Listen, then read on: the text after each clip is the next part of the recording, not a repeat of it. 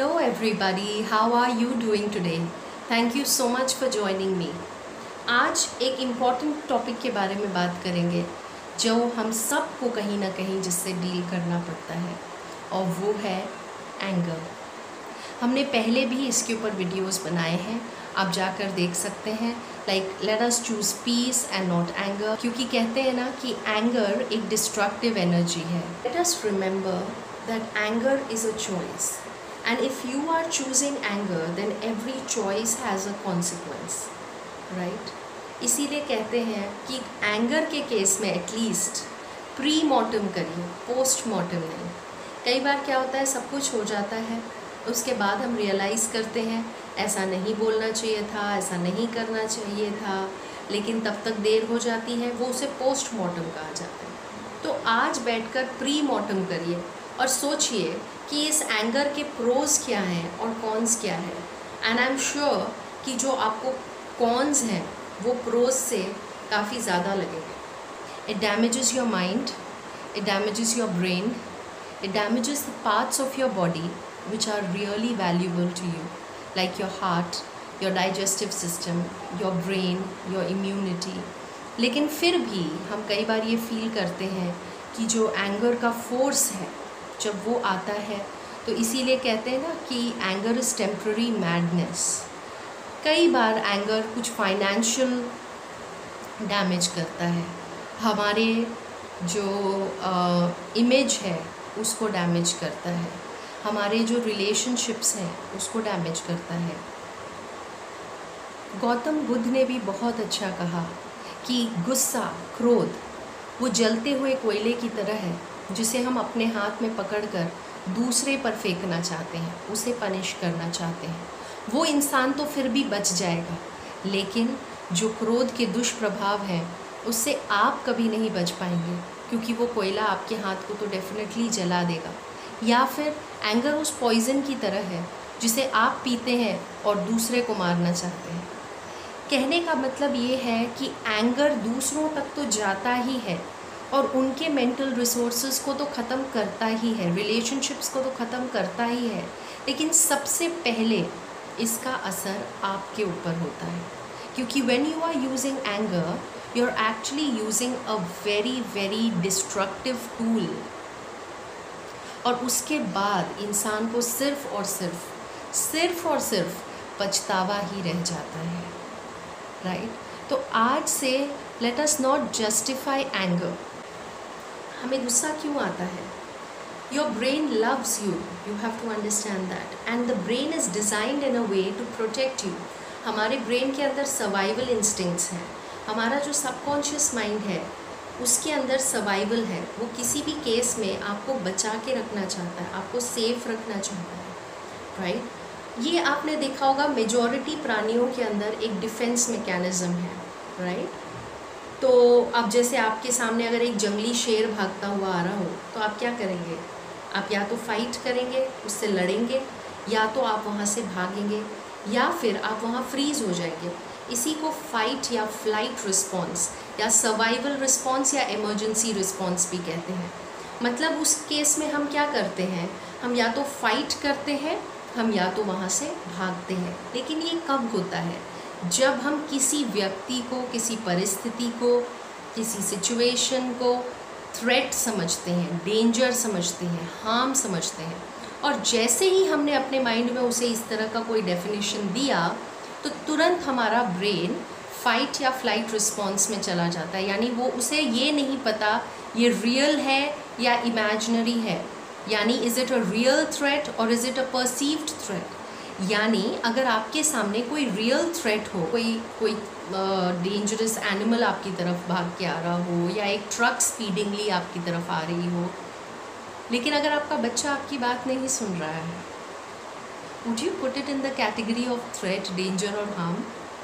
But the moment आप उस तरह से उसे परसीव करते हो, अपने परसेप्शन में उसे उस तरह से समझते हो, it goes into a fight और फ्लाइट रिस्पॉन्स। तो हमारा जो emotional part of the brain है, राइट, वो एक्टिवेट होता है, और वो जैसे ही एक्टिवेट होता है हमारे पूरे जो ब्लड है, ऑक्सीजन है, शुगर है, वो हमारे मसल्स में पंप होने लगते हैं, हमारे बॉडी में पंप होने लगते हैं, हमारे हार्ट बीट बढ़ जाती है, हम स्वेट करने लगते हैं, हमारे फिस्ट टाइट हो जाते हैं, हमारे प्यूपल्स डायलेट हो जाते हैं, राइट। और उस समय your body is preparing you to get all the energy and glucose that you need to either fight or to run away from there, right?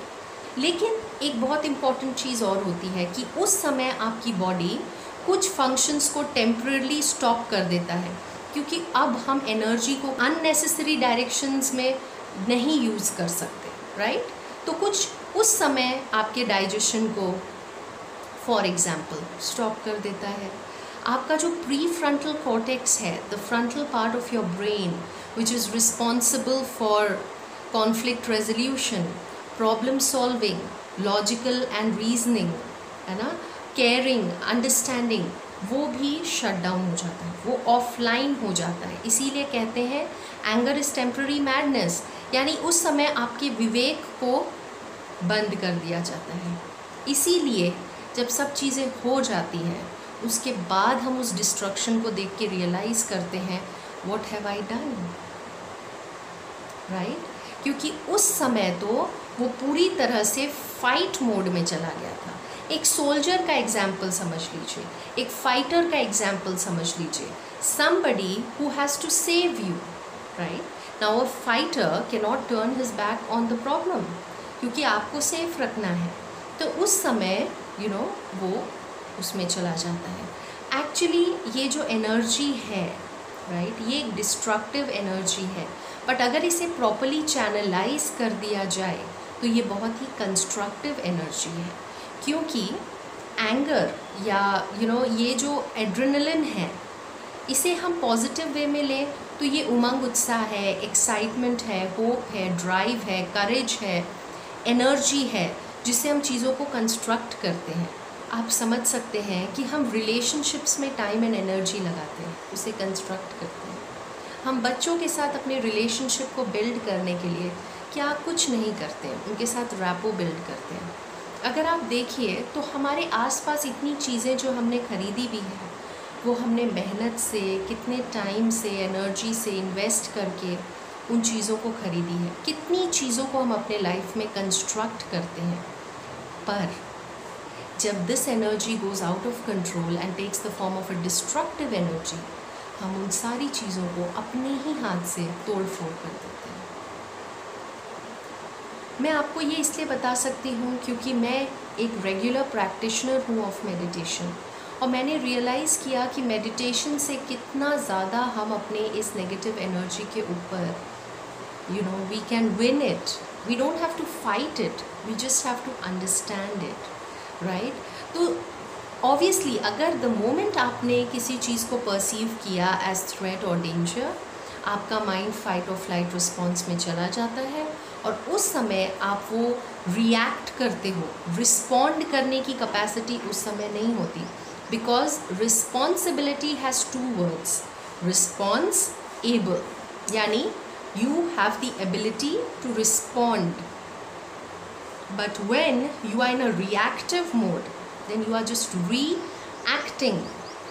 You are not thinking, you are not analyzing about the consequences at that time. So now you tell me, is anger strength? एक wrong belief system, right, कि anger natural है, peace natural है। जैसे water का एक natural temperature होता है, वो बॉईल होता है, पर जैसे ही उसे उस सोर्स ऑफ हीट से हटा देते हैं, या वाटर फ्रीज होता है, जिस भी सोर्स से उसे हटा देते हैं, तो वो अपने एक नॉर्मल टेम्परेचर पे आ जाता है, राइट? कोई भी व्यक्ति हर समय चिल्लाता नहीं रह सकता, वो भी कहीं ना कहीं शांत होना चाहता है, चुप होना चाहता है। हम सब क्या कहते हैं, मुझे 2 पल शांति से बैठने दो, यानी कि कामना या चाहना किस चीज़ की है? शांति की है, क्योंकि शांति नॉर्मल है, एंगर कॉमन है, and we have a choice over anger. We can choose, we do choose, ये अलग बात है कि हम उसे डिस्प्लेस कहीं और कर देते हैं। अगर हमें किसी ने चिल्लाया जहाँ हम नहीं चिल्ला सकते, वहाँ हमारे पास चॉइस है, हम चुप रहते हैं। बाद में आकर हम उन पर चिल्लाते हैं जहाँ हमारे पास चॉइस होती है चिल्लाने की, राइट? तो anger, we can choose our response, but it will not happen at that time when your body is flooded with those chemicals like cortisol and adrenaline, right? अगर spiritual angle से देखें तो जब हमारे expectations होती है, कामनाएं होती हैं, वहाँ से क्रोध उत्पन्न होता है। इसीलिए कहते हैं कामेशु क्रोधेशु। कामनाएं पूरी नहीं होती, एक्सपेक्टेशंस पूरी नहीं होती, और ख़ास करके अगर उस एक्सपेक्टेशन से मेरी खुशी जुड़ी है या मेरी शक्ति जुड़ी है, राइट? तो उस पावर के लिए, क्योंकि आउट ऑफ बैलेंस हो गई है ना कोई चीज़, बैलेंस में नहीं है जो हमें चाहिए, और अगर वही मिल जाए तो वो तो बैलेंस है, बट अगर वो ना मिले तो डिसबैलेंस है।